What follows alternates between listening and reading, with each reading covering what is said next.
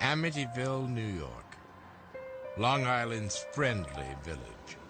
The Big Apple's most laid-back bedroom community. A one-time playground for NYC's wealthy and elite. As picturesque as any postcard, in Amityville, boats are as plentiful as people, and local residents spend as much time on water as they do on land. Life for the average Amityville resident is as placid and serene as the rippling waters that lap against the Long Island shore. It's a welcome respite from the hustle and bustle of the nearby city that never sleeps. At least that's the image the good people of Amityville want everyone to see. But it's a constant struggle, because the village of Amityville is haunted by a ghost story that spawned a best-selling book and one of the most famous horror movies of all time.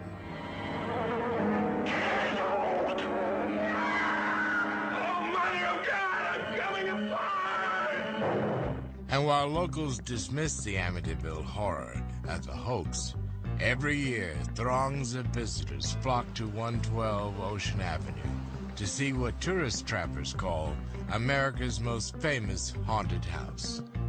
The book and movie may be fiction, but something sinister did go down at 112 Ocean Avenue. On a cold November night in 1974, 6 members of one family were attacked as they slept in their beds. The crime ripped through Amityville like a brutal nor'easter, uncovering in its wake a sordid tale of drugs, greed, and murder. To think about it was like a movie. It's a very unique community. The last place you'd expect of Earth. Tucked in among the barrier islands and man-made canals of Long Island's Great South Bay, Amityville is a tidy, scenic village of 10,000. Historic churches encircle the city at its limits, and exquisite colonial and Victorian homes fill its neighborhoods. Amity means friendship, and locals take the name to heart. One look downtown confirms the village's amiable reputation, chock full of inviting family-owned businesses and cluster after cluster of small-town folks. Amityville's Broadway doesn't have the flair and flamboyance of its more famous New York City namesake. But what Amityville's Broadway lacks in pomp and circumstance, it more than makes up for in Norman Rockwell charm. With a village court, public schools, and its own police and fire departments, Amityville offers the amenities of city life without the inconvenience of urban congestion, city sprawl, or crime. The crime rate is low, fortunately. We have our own police department, and they call Amityville the bubble. The bad guys avoid the bubble because they don't want to get arrested by our finest. While safety is a selling point for those seeking the Amityville good life, the waterfront is the village's feature attraction. We have one of your finest beach sands that you can find on the whole coast is right here. Your water is nice and clear and clean. It's peaceful. You can just sit there and gaze out the window and get lost at staring at the water. It's a beautiful thing. Even in the summertime with all the boats coming and going, you think you're at a resort because the boats just keep going back and forth, back and forth. Carol Rund has lived around the water all of her life. She's also the proprietor of the city's most revered watering hole, the beloved Toomey's Tavern on the Creek. Locals gather at Toomey's year-round for cold beer and dockside dining. But it's the restaurant's annual Duke of Fluke fishing tournament that reels in tourists the world over. It's the second week in June every year, and created by a man by the name of Roy Neisel, who used to catch a lot of fluke. Sometimes they were not as big as he said they were, and that was his MO. That's what made him famous in Amityville, and the tournament was named after him. It's quite a tournament that runs up to 300 to 400 people a year entering into this, and they bring some beautiful fish in one day. It's no fluke that folks in Amityville are so drawn to the water. Seafaring villagers like Paul Ketchum profess a genetic calling to the sea. A calling that as a shipwright, Paul has answered every day for more than 50 years. It gets into your blood and you can't get away from it. You go upstate and you got to get back and smell that salt marsh and what have you. And if you enjoy it, sometimes it didn't work. It's just pleasure. It's like a big hobby. And my wife says, "Oh, you're not bringing home much money." I says, "Well, I enjoyed myself." So. Paul Ketchum's not the only resident who's enjoyed working on the waters around Amityville over the years. Folks have labored on the waters along the South Shore since colonial times, a time before the friendly village even had its friendly name. Settled by British colonists in the 1650s, Amityville began as the southern part of the town of Huntington. Its rich soil and close proximity to Long Island's Great South Bay made the area a commercial center for farming, fishing, and hunting. And in 1846, when the easygoing citizens of South Huntington decided to make a break from the folks of North Huntington, they also decided to give their new village a new friendly name. When Amityville was deciding to secede from the town of Huntington to become Amityville, they were arguing, and someone shouted, "Hey, we need a little amity," which means friendship, in this room. So thus Amityville got its name. The irony of naming your village Amityville during a fistfight was probably lost on the village's founding fathers.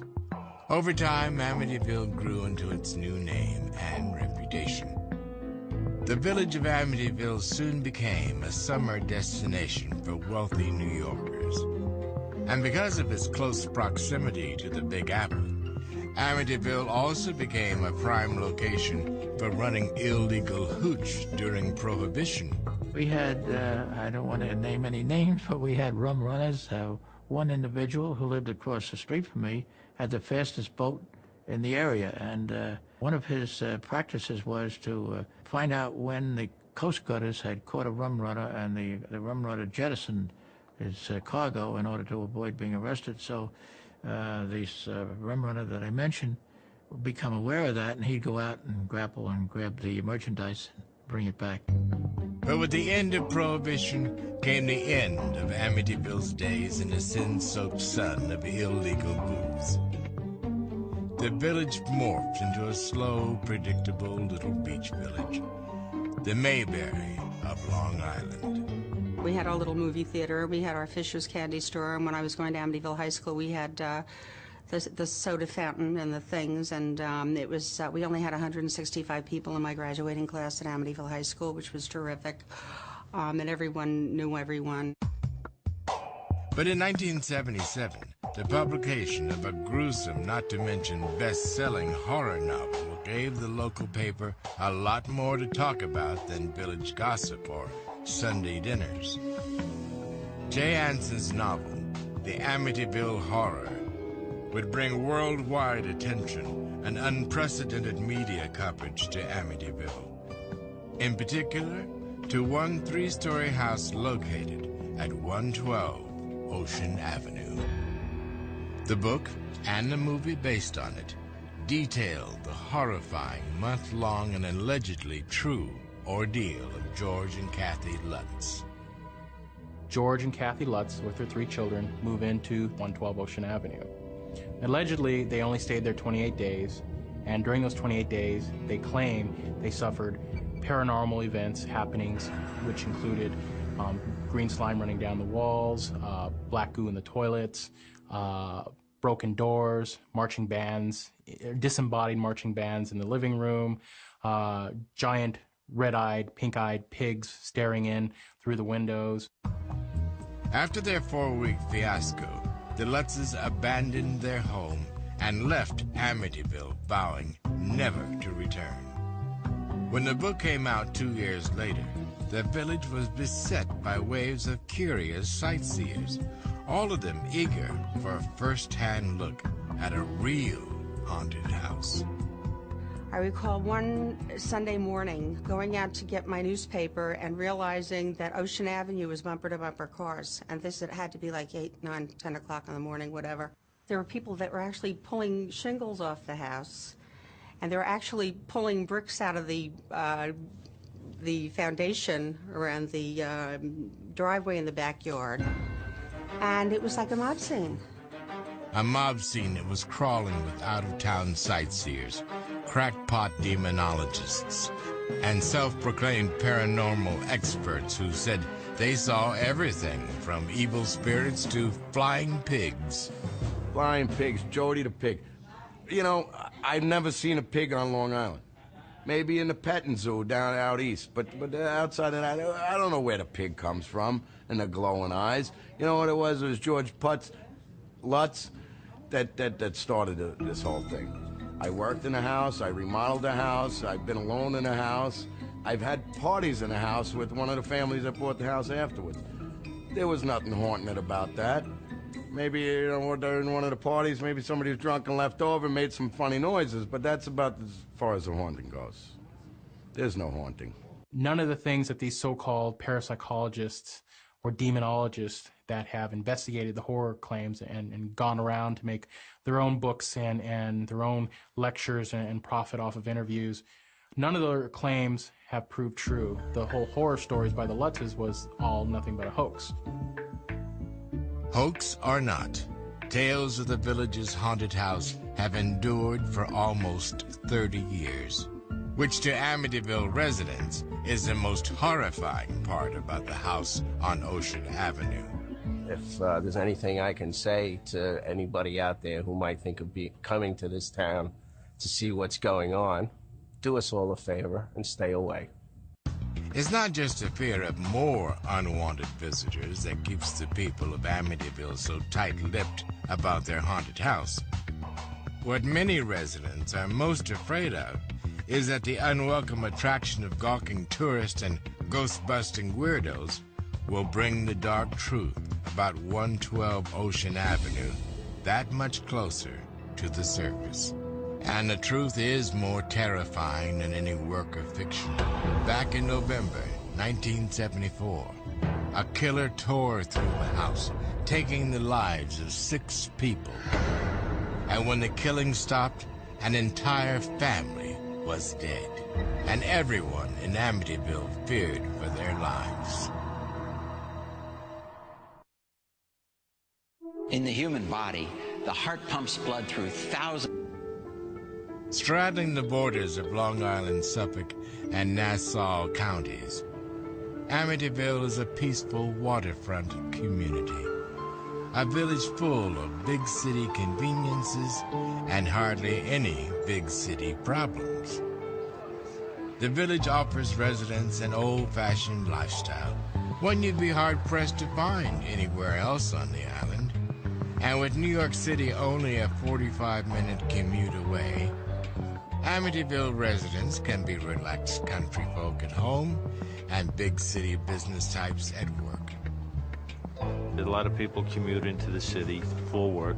The railroad is packed almost every day. There's not very many parking spots up in the parking lot to catch the train. And a lot of people commute, which you see that on the parkways anytime you're trying to go to the city.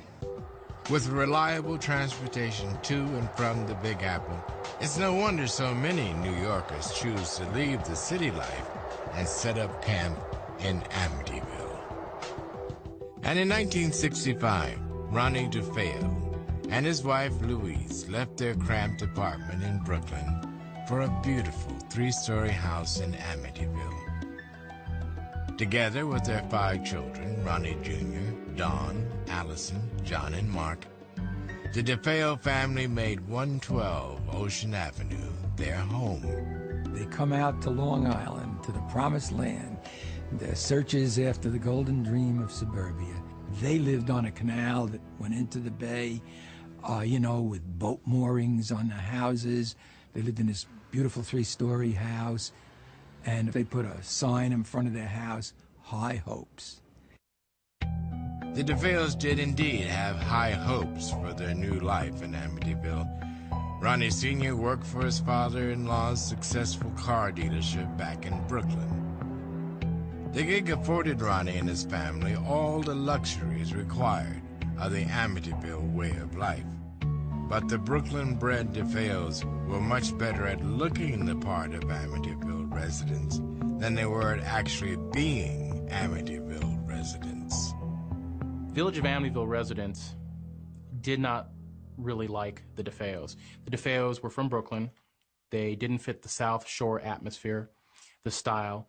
Mr. DeFeo was quite loud and boisterous. So they didn't fit that persona that the village residents wanted to see in their neighborhood.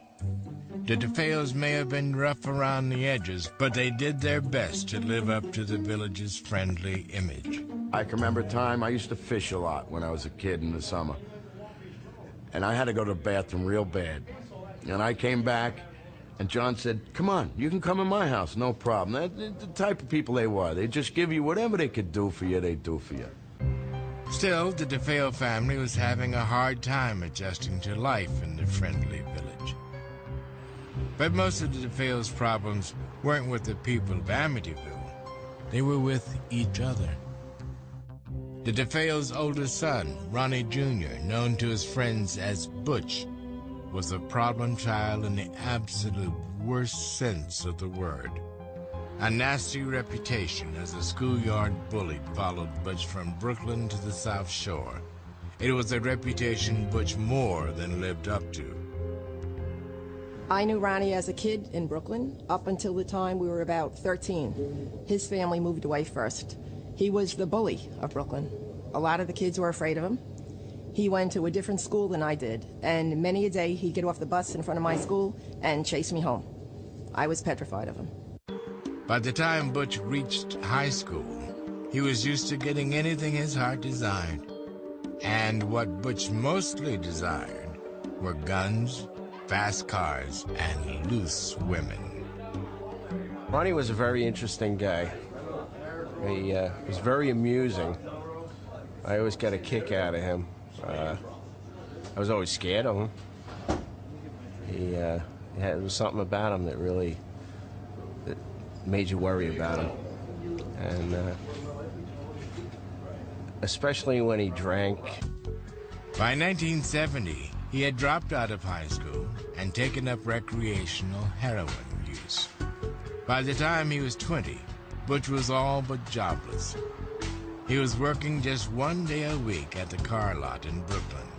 Without a real job, Butch relied on his family to support him and his drug habit. And support him they did. Butch's father, Ronnie Sr., lavished his eldest son with cars, a boat, and a weekly cash allowance of $500. Not bad for a kid whose strongest character traits were his heroin addict complexion and his propensity for violence.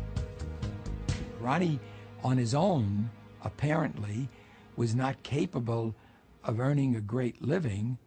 I mean, he worked, in the family business. He had a drug problem that he was, supporting. He, hung out in bars. He was buying drinks. He was dating. And his father had the purse strings. But despite the boat, car, and a weekly allowance ample enough to keep even a Kennedy kid satisfied, Butch was still unhappy. With an ever-increasing frequency, Butch found himself at odds with family, friends, and the Amityville PD. Not that Butch was the only man in the DeFeo house with problems. Ever since making the move from Brooklyn to the burbs, Ronnie Sr. had become increasingly hard on his kids, oftentimes resorting to a frightening level of physical violence to get his point across. He was quite abusive. He would go off the deep end for the slightest infraction. One time, a family was eating dinner at the dinner table, and Butch dropped his napkin. Well, normally you bend down to pick up your napkin. Well, Butch did so. he raised back up, and his father asked him, "Why'd you leave the table?" Butch was surprised by this and said, "I didn't. I just went to go pick up my napkin." Like it was nothing, Big Ronnie got up out of his chair, grabbed his son, threw him against the wall, and started beating on him until he was a bloody pulp. Afterwards, he let his son go, sat back down at the table, and ate dinner like nothing had happened. That was life in the DeFeo house. Ronnie told stories about how he had to come downstairs and keep his sister Dawn from stabbing their father with a kitchen knife. On another occasion, he calls his father a fat F and points a gun at him and clicks it, and it doesn't go off.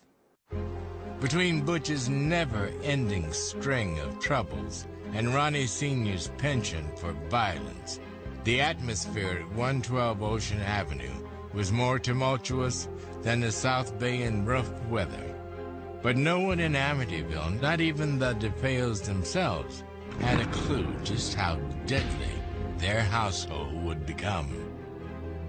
And by the time anyone in the friendly village found out, it would be far too late.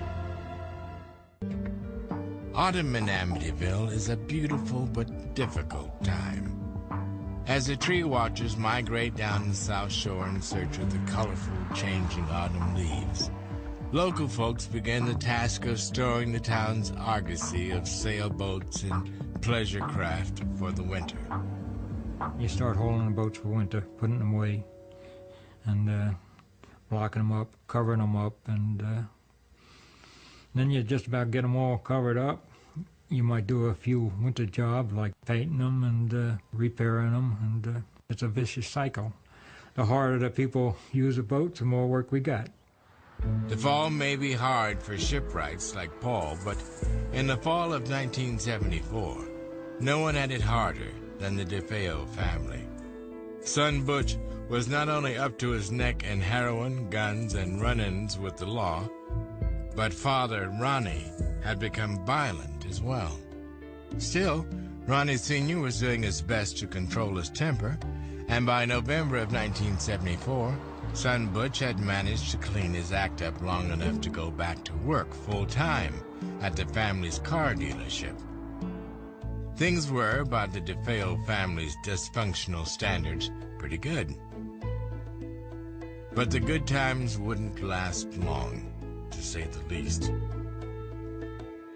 For Butch DeFeo, November 13th was an unusually busy day. Butch was at the family car dealership in Brooklyn by 6 a.m., which for Butch wasn't too shabby. Business at the dealership was slow that morning, so with little else happening, Butch decided to knock off early. He stopped by a buddy's house and then spent a couple of hours shopping at the mall in nearby Massapequa. And Butch also found time to score a couple of bags of smack. A few hours after shooting up, Butch took his one-man party over to a bar just down the street from his family's home. After several attempts to call his family, Butch told his drinking buddies that he was going home to check on things. Moments later, Butch returned from home and told the folks at the bar news that would change the city of Amityville forever. My son was in a local bar up on the Merrick Road and Ocean Avenue, and Ronnie DeFeo came running in and he said, "My father and mother are dead." So they all jumped in the car, he and several other young men, and when they got there, somebody came down and said, "Oh, they're all dead." In addition to Ronnie Sr. and his wife Louise, their children, Allison, John, Mark, and Don, were all dead, murdered. Each one shot with a rifle while they slept. Each one, his mother and his father, his sister, each one dead. Probably one of the most dramatic crimes that has ever occurred on Long Island, where there have been a great many spectacular crimes. So dramatic that by the next morning, villagers from Toomey's Tavern to Amityville High were talking about the grisly killings at 112 Ocean Avenue. I woke up one morning, like every friggin' morning. Go up, Mom's cooking breakfast, everything's ready to go. Well, I come down this one morning, and nothing's ready to go. Not a damn thing. Mom's sitting watching TV. Well, what's the matter? She wouldn't tell me. I went to school that morning without knowing and reached the school and found out what happened. And as you can imagine, it was traumatic. Everyone was semi-terrified. Actually, people were actually locking up, and that was not the kind of a neighborhood where you would feel you couldn't leave your door open. You know, if it was a nice fall day or whatever, for fear of having somebody coming in and murdering you. As for the Amityville police, investigating a few stolen boats or rousting out the drunks from the wharf was one thing. But tackling a murder investigation where there were a half-dozen corpses, it wasn't exactly a routine case. Amityville police jurisdiction only goes up to the higher misdemeanors. Then the first precinct in Babylon handles anything that's considered a felony. So while the initial discovery or whatever operation might have been handled by Amityville, it subsequently or eventually was handled by Suffolk County cops. A whole family is systematically murdered in their own home. People were scared. People were fearful. Was there a maniac, psychopath running around loose in the streets? Luckily for the good people of Amityville and the Suffolk County PD, they started answering that question pretty quickly. That's because Butch DeFeo almost immediately gave authorities what proved to be the case's first real tip. Butch revealed a startling DeFeo family secret. According to Butch, the DeFeos and their car business were an integral part of a major Brooklyn crime syndicate. The way the dealership was a front for the mob was it consisted of money laundering, body disposal, evidence disposal, where they would melt weapons down in the body shop's melting pot. It was a front. It did the dirty business of organized crime. Butch told the cops that since their move to Amityville, the DeFeo family business hadn't been good enough or dirty enough to suit the mafia overlords.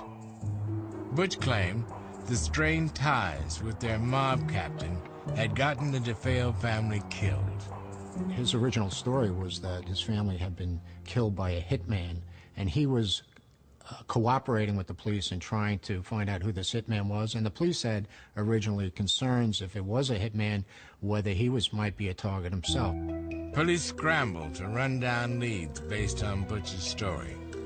But in searching the DeFeo house, the cops uncovered some evidence that linked the DeFeo murders to another family, their own. In Butch DeFeo's bedroom, the cops discovered the box to a .35 caliber Marlin rifle, the same type of weapon used to kill the DeFeo family. With evidence linking him to a possible murder weapon, the cops turned their attention away from the mob and toward Butch DeFeo. But as the investigation unfolded, the people of Amityville would be privy to a story much more bizarre than some tall tale of gangland violence. Instead, they would hear a slew of shocking accusations, stories of police brutality, a mysterious legal cover-up, and a bizarre allegation that would have everyone in Amityville asking the same question: was Butch DeFeo the real killer, or was another DeFeo responsible for the family's murder? November 1974 was the month that changed Amityville, New York, forever. On the morning of the 13th, 6 members of the DeFeo family, Ronnie Sr., his wife, Louise, and 4 of their 5 children, had been brutally murdered in their own home. After first suspecting the killings to be gang-related, police had discovered a rifle box owned by Butch DeFeo. It was a box that fit the same type of rifle used to kill the rest of the family. It was this piece of evidence that made the family's oldest son, the only surviving member, the prime suspect. When word got out that the sole survivor of the DeFeo family was also the alleged killer, it made local residents sicker than a first-time fisherman in a 5-foot swell. And it only got worse for Amityville locals when the national news media descended on the village. It was horrible. You couldn't get down the road here. The police had the roads blocked off. You couldn't get in. You had to show proof of where you lived. The only way, if you wanted to go out and buy a loaf of bread or a gallon of milk, you had to walk. Because if you took your car, it'd be 2 hours. You had to go around the backside. And for a local department already overburdened by the task of a complex murder investigation, fielding reporters' questions and working crowd control around the house at 112 Ocean Avenue made cracking the case even more difficult. But then on November 15th, just 2 days after the DeFeo family murders, the police announced they had officially solved the case. Their prime suspect, Butch DeFeo, had confessed after hours of intense interrogation. And he provided investigators with a treasure trove of physical evidence with which to build their case against him. He told where he dumped his clothing and the cartridges, told where he dumped the rifle. He dumps the rifle in a canal at the end of the street he lives on, Ocean Avenue, and he drives to Brooklyn and dumps clothing and cartridges in a sewer receptacle, and they do find the rifle. On November 20th, 1974, Ronnie DeFeo Jr., a.k.a. Butch, was charged with 6 counts of murder. Prosecutors thought they had an open and shut case. They were wrong. In fact, the cracks in the prosecution's case against Butch started showing before his trial ever began. First, in a pretrial evidentiary hearing, Butch's attorney, William Weber, lobbied to have Butch's confession thrown out on the grounds that it had been coerced. It was a regular occurrence that Suffolk County Police Department, especially the detectives, engaged in police brutality. Their confession rate at that time was in the high 90s, which is unheard of. They were masters of gaining a confession. Although the judge didn't throw out the confession, he did allow Butch's attorneys to argue their police brutality defense at trial. When opening statements were delivered in October of 1975 at the Suffolk County Courthouse, the defense outlined a surprising strategy. In addition to claiming police brutality, they promised to prove that Butch DeFeo was insane. Weber had a dual strategy to show that the police brutalized Butch DeFeo during the interrogation, to show that they planted evidence, while at the same time he wanted to show that, hoping that the jury would be lenient on Butch by saying he was insane, which thus at that point would get Butch DeFeo a couple years and institutionalized instead of life imprisonment. To support their insanity defense, Butch's attorneys trotted out forensic psychiatrist Dr. Daniel Schwartz, an expert in dissociative disorders. On the stand, Schwartz told the court that Butch DeFeo was so mentally unstable that he was completely unaware that he had killed his parents until long after the deed had been done. That's not that unusual. I mean, in which a person is not all there. He psychologically, not intentionally, but psychologically separates himself from the act itself, and he's not fully involved in it emotionally. Not surprisingly, prosecutors begged to differ with Dr. Schwartz's analysis. He left the house, he took the gun with him, he collected the shell casings, he tried to secrete the evidence. There were certain things that he did that showed that he realized what he did was wrong and criminally wrong, that he could be punished for it. So he tried to cover his tracks.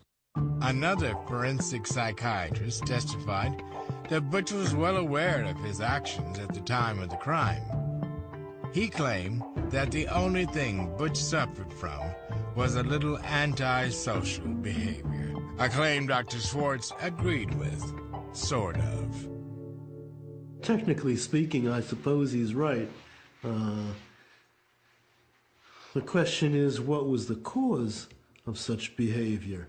If all you're going to do is call it antisocial behavior, the question is, was it an antisocial personality or attitude towards the world that caused such behavior, or was it psychosis that caused such behavior? Nobody's questioning whether or not this was righteous behavior.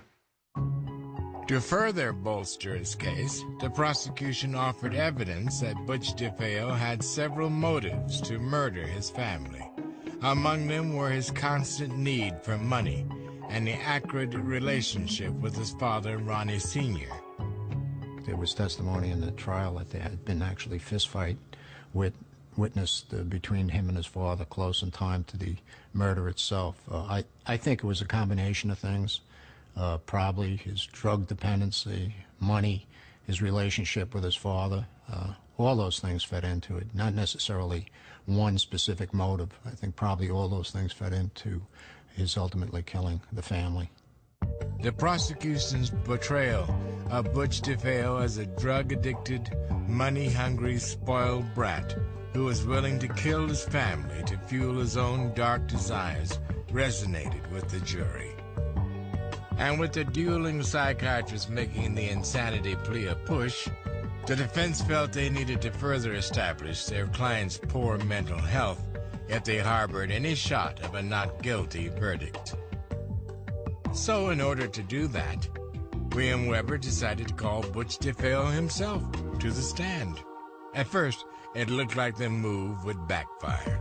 On the stand, DeFeo told as many versions of the killings as there were members of the jury. Weber showed DeFeo a picture of his father's body. Butch, he asked suddenly, "Did you kill your father?" "Did I kill him?" DeFeo echoed. "I killed them all. Yes, sir, I killed them all in self-defense." And later he says, "As far as I'm concerned, if I didn't kill my family, they were going to kill me. And as far as I'm concerned, what I did was self-defense, and there was nothing wrong with it." There was one allegation that actually seemed feasible. Butch told the court that his sister Dawn had helped him kill their parents. According to Butch, Dawn took their plan too far when she killed her siblings. So to rectify the situation, Butch just killed Dawn. He killed them all. He didn't kill them all.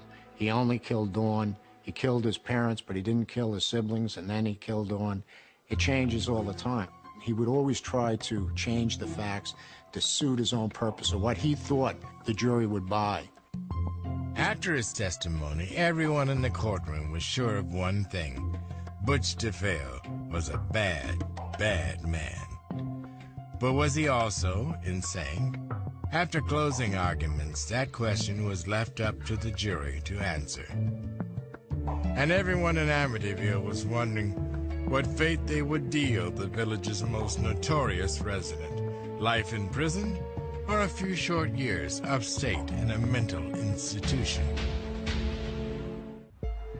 Perhaps no community in America works harder to present a peaceful, friendly image than the village of Amityville, New York.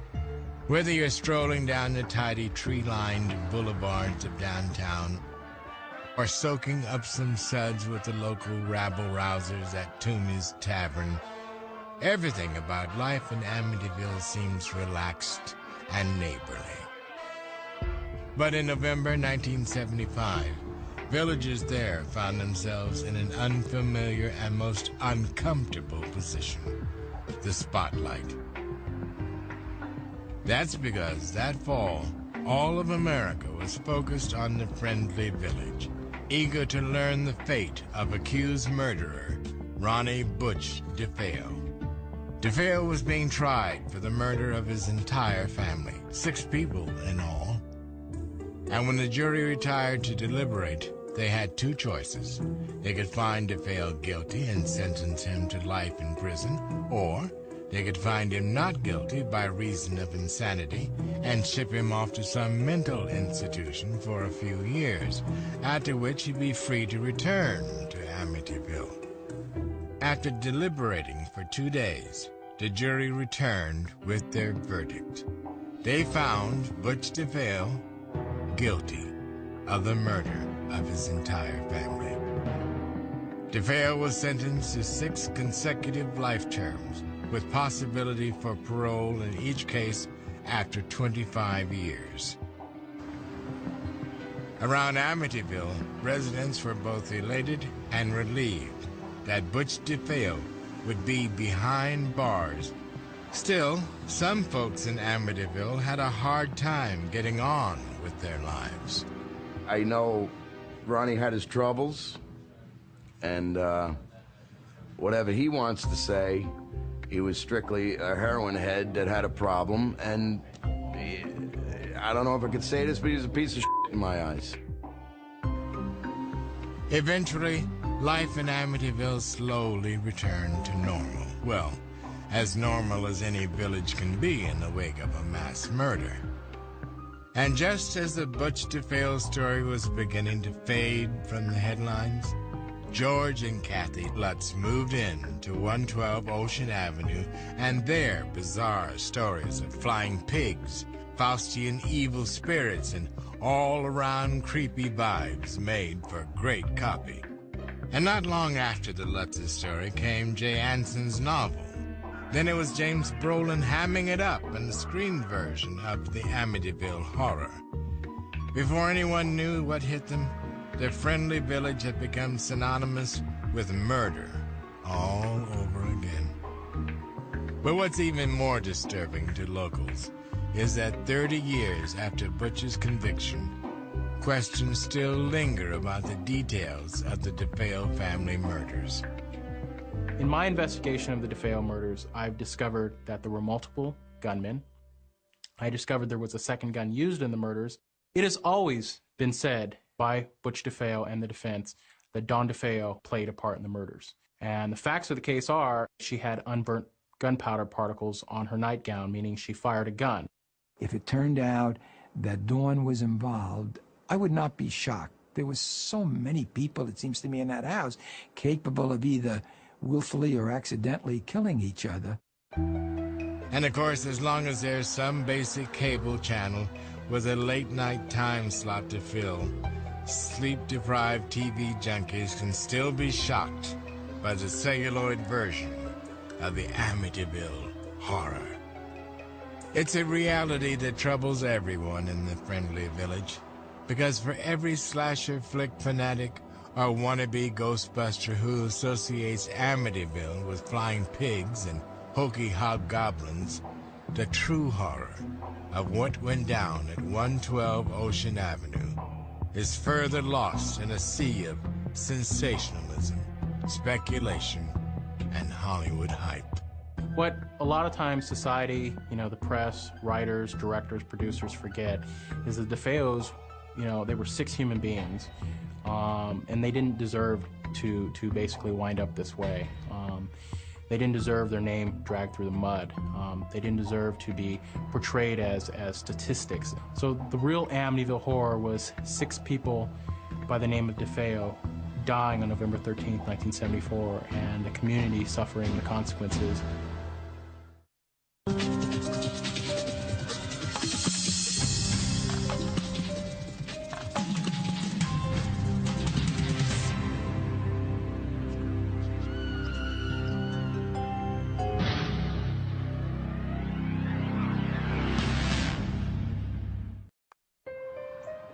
Amityville, New York, Long Island's friendly village, the Big Apple's most laid-back bedroom community, a one-time playground for NYC's wealthy and elite. As picturesque as any postcard, in Amityville, boats are as plentiful as people, and local residents spend as much time on water as they do on land. Life for the average Amityville resident is as placid and serene as the rippling waters that lap against the Long Island shore. It's a welcome respite from the hustle and bustle of the nearby city that never sleeps. At least that's the image the good people of Amityville want everyone to see. But it's a constant struggle, because the village of Amityville is haunted by a ghost story that spawned a best... To think about it was like a movie. It's a very unique community. The last place you'd expect of Earth. Tucked in among the barrier islands and man-made canals of Long Island's Great South Bay, Amityville is a tidy, scenic village of 10,000. Historic churches encircle the city at its limits, and exquisite colonial and Victorian homes fill its neighborhoods. Amity means friendship, and locals take the name to heart. One look downtown confirms the village's amiable reputation, chock full of inviting family-owned businesses and cluster after cluster of small-town folks. Amityville's Broadway doesn't have the flair and flamboyance of its more famous New York City namesake. But what selling book and one of the most famous horror movies of all time.